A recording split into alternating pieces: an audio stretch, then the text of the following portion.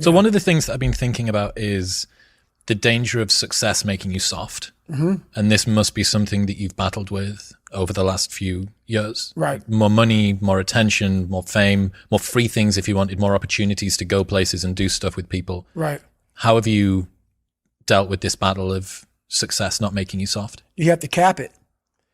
You have to learn to cap success.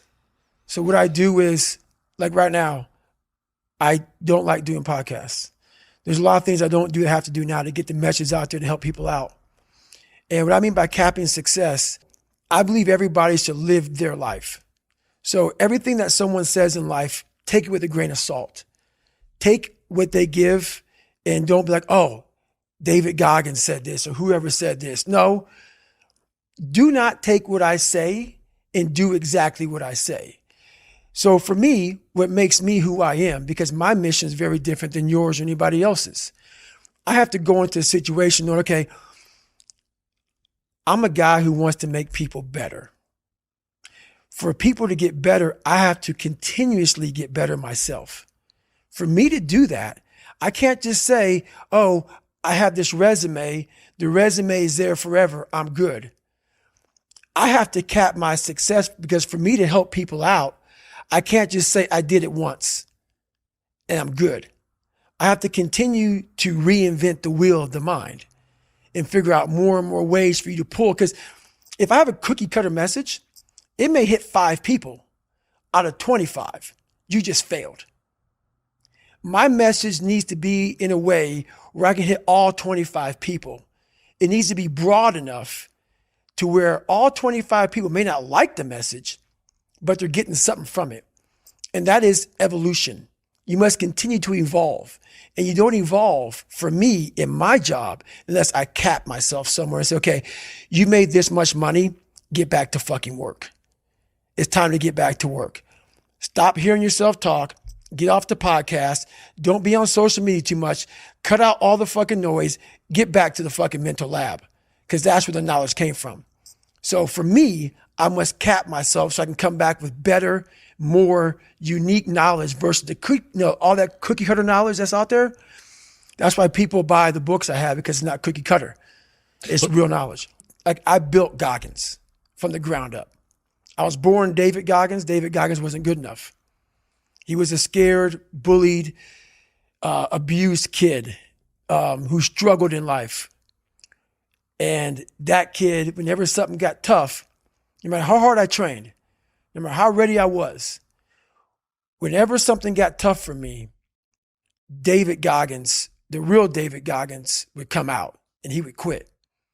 So I realized this over a period of time. So I had to build Goggins. And in that process, I had to go back to that mental lab. And that mental lab is at scratch. That mental lab isn't that trained humility. And so that's where I get better. I get better when I'm digging holes in the ground, when I'm waking up early knowing I don't have to do these things. That's where I get better. So it's important to stay hungry. It's important to stay hungry, but it's important more to stay humble within that hunger. So while you're hungry, a lot of people are hungry, but humility is everything. I'm not going to sugarcoat anything. I understand that guy. I understand exactly where you're coming from.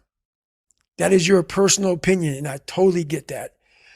But there's very few people in this world who want to do a job like that.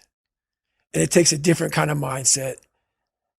Is it tear grass appropriate? I don't know. How hard that training is, I don't expect anybody to understand it, but 1%. But the loud voices of this world are the 99% who don't understand exactly what you have to do.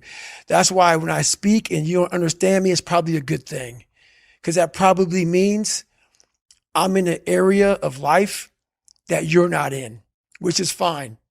That's why I don't judge people. And this guy right here judging that, unless you've been there and done that, and you really can't speak about it unless you're in those situations that are so hard that it takes a special human being to get through them. Even some of the most trained people in the world fall back on that. It's easy to talk about. Like I said, when you go through it once, it's a perishable skill. Hardness, mental hardening, mental toughness, it's a perishable skill. Just because you went through some training once and you got through it doesn't mean it lasts fucking forever. And that's where most people hated me in my life, because I realized that. You don't just say, oh, I got it, I'm checked off, I'm good for the rest of my life. That's why you have to recall.